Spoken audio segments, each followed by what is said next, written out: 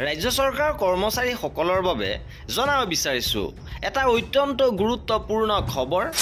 এইবাৰ কৰ্মচাৰীসকলৰ দৰমহা গাঁথনিৰ সংশোধন, পদোন্নতি, লগতে ছুটি বৃদ্ধি, কাৰ্যকাল বৃদ্ধি তথা অৱসৰৰ বয়স বৃদ্ধি, লগতে হেল্থ কাৰ্ড প্ৰদান, এইড পে, OPS পুনৰ প্ৰৱৰ্তন আদি কেইবাটাও গুৰুত্বপূৰ্ণ বিষয় সন্দৰ্ভত গুৰুত্বপূৰ্ণ আপডেট আহিছে, সুখবৰ আহিছে।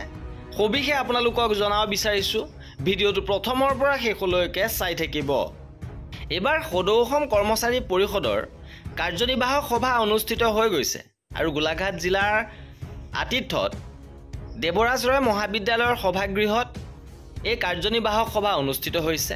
সভাত অসমৰ 4 লক্ষাধিক শিক্ষক কৰ্মচাৰী বিষয়া শ্ৰমিকৰ বিভিন্ন সমস্যাক লৈ খৰচি মাৰি আলোচনা কৰি আৰু ভৱিষ্যতৰ দিনত এইবোৰ কিদৰে সমাধানৰ পথ মুকলি হ'ব তাৰ ওপৰত চৰ্চা কৰা হৈছে আৰু বিশেষভাৱে পুৰণি পেঞ্চন ব্যৱস্থা বাহাল ৰখাৰ বিষয়টো সন্দৰ্ভত আলোচনাকালত তীব্ৰ ক্ষোভ প্ৰকাশ কৰা হয়।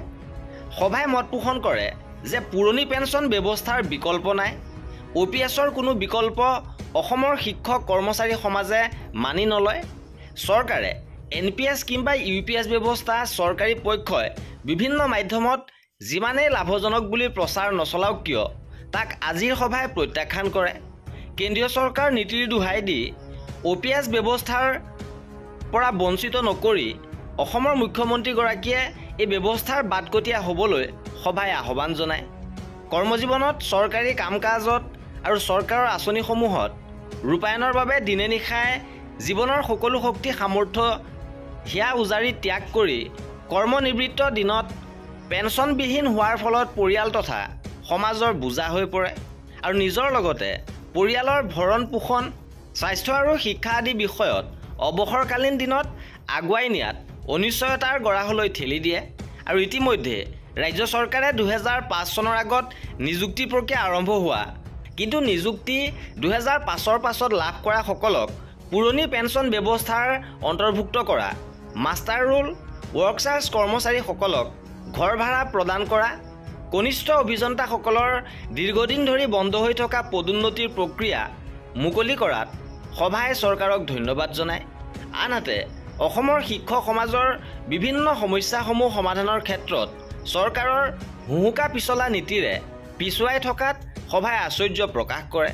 বিশেষকৈ শিক্ষকৰ আৰ্জিত ছুটি, চিকিৎসাজনিত ছুটি, অনুকম্পামূলক ছুটি, পিতৃ মাতৃ তথা নিকটতম আত্মীয়ৰ মৃত্যুত ছুটি প্ৰদান আদিৰ ক্ষেত্ৰত চৰকাৰে দীৰ্ঘদিন ধৰি চূড়ান্ত সিদ্ধান্ত গ্ৰহণ নকৰি জীয়াই ৰাখিছে আৰু এনে বৈষম্যমূলক নীতি কোনো কাৰণতে গ্ৰহণযোগ্য নহয়।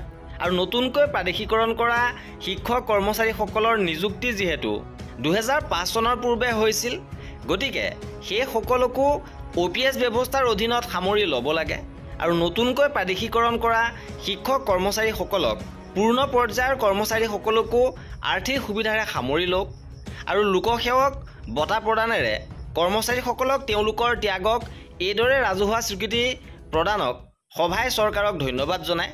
লগতে বঁটা প্ৰাপকসকলক শুভেচ্ছা জ্ঞাপন কৰে। লগতে ৰাজ্য চৰকাৰৰ কৰ্মচাৰীসকলৰ দৰমহা গাঁথনি সংশোধনৰ বাবে 8ম দৰমহা আয়োগ শীঘ্ৰে গঠন কৰি অহা 1 জানুৱাৰীৰ পৰা কাৰ্যকৰী হোৱাকৈ ব্যৱস্থা গ্ৰহণ কৰাৰ দাবী জনায়।